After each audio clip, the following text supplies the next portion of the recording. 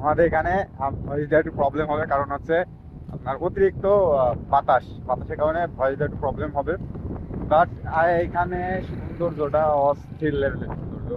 বিশেষ করে আমি যখন আসি তখন তো মাথার জন্য এত সৌন্দর্য যে মেহেরপুর জেলার মধ্যে আছে।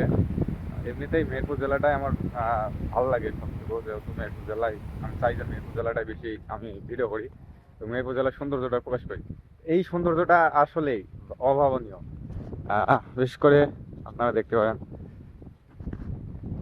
এই পকেটের মধ্যে ক্যামেরা থাকার কারণে ক্যামেরা ওই জায়গায় এসে আপনারই পড়ছে, আপনার ওই যে পানি জমে গেছে। তো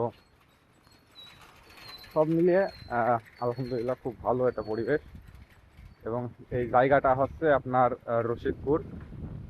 তো এই হচ্ছে আপনার আমরা কাজ করছি ওইখানে। মূলত আমি সরাসরি কোনো করি না, আমি কাজের থেকে মূলত আমি ভিডিও করি, ভিডিও। এবং এক্সট্রা করে আমি ঘুরে বেড়ানো খুব কম আমার রেকর্ড আছে।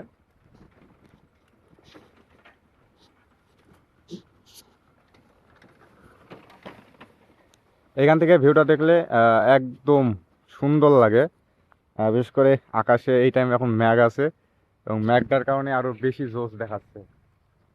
আমরা এখন কাজের সাইডে চলে যাব, আর দুপুরে খাওয়া দাওয়া করে মূলত আমি আসছি যে দেখতে। তাছাড়া স্ক্রিনে আপনারা দেখেন, সুন্দর আবহাওয়াকে উপভোগ করেন।